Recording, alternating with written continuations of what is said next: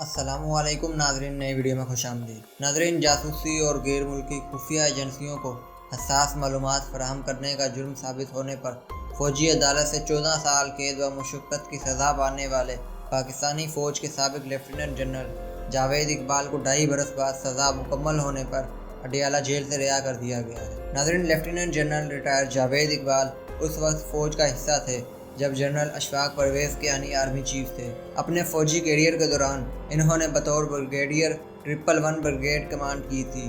بطور major general وہ director general military operation جیسے نہایت اہم عہدے پر بھی تعینات رہے۔ ملک بھر میں ہونے والے فوجی آپریشنز کی منصوبہ بندی فوج کے اسی ڈائریکٹوریٹ کی ذمہ داری ہوتی ہے۔ ناظرین، انہوں نے بطور لیفٹیننٹ جنرل بہاولپور کور کی کمان کی، جبکہ اسٹاف اپائنٹمنٹ میں وہ ایڈجوٹنٹ جنرل تعینات رہے۔ یہ فوج کا وہی شعبہ ہے جو فوج میں ڈسپلن اور احتساب کا عمل برقرار رکھنے کا ذمہ دار ہے اور کسی بھی خلاف ورزی کی صورت میں فوجی قوانین کے مطابق سزا کا تعین کرتا ہے۔ ناظرین، جاوید اقبال کے ہمراہ موت کی سزا پانے والے سابق بریگیڈیئر راجہ رضوان بریگیڈ کی کمان کے علاوہ جرمنی میں پاکستان کے دفاعی اتاشی تعینات رہ چکے ہیں۔ بریگیڈیئر ریٹائر راجہ رضوان علی حیدر 10 اکتوبر 2018 کو اسلام آباد کے علاقے G10 سے لاپتہ ہوئے تھے اور ان کے اہل خانہ نے اس سلسلے میں اسلام آباد ہائی کورٹ سے بھی رجوع کیا تھا۔ تاہم بعد عدالت نے استفسار پر وزارت دفاع کی جانب سے بتایا گیا کہ وہ مذکورہ سابق فوجی افسر فوج کی تحویل میں ہیں اور ان کے خلاف آفیشل سیکرٹ ایکٹ کے تحت کارروائی جاری ہے۔ واضح رہے کہ ملک میں کوئی بھی آئینی عہدہ رکھنے کی صورت میں، چاہے وہ فوجی ہو یا سول، متعلقہ افسر کو آفیشل سیکرٹ ایکٹ پر دستخط کرنا ہوتے ہیں، جس کے تحت وہ عمر بھر کے لیے پابند ہو جاتے ہیں کہ وہ کسی بھی قسم کی خفیہ معلومات کسی بھی مرحلے پر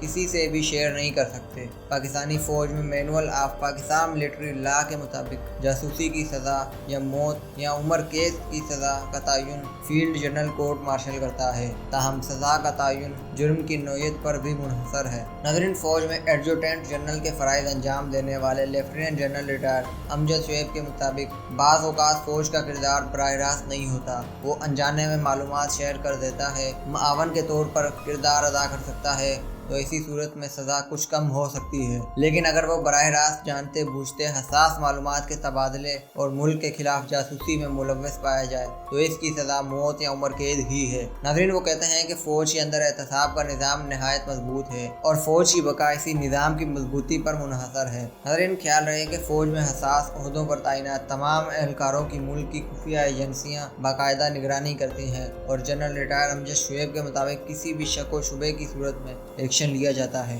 تاہم ان کا کہنا ہے کہ جاسوسی جیسے واقعات فوج میں نہایت کم ہوتے ہیں اور عام طور پر فوج میں افسران یا جوانوں کو سزا دینے سے متعلق خبریں منظر عام پر نہیں آتی ہیں۔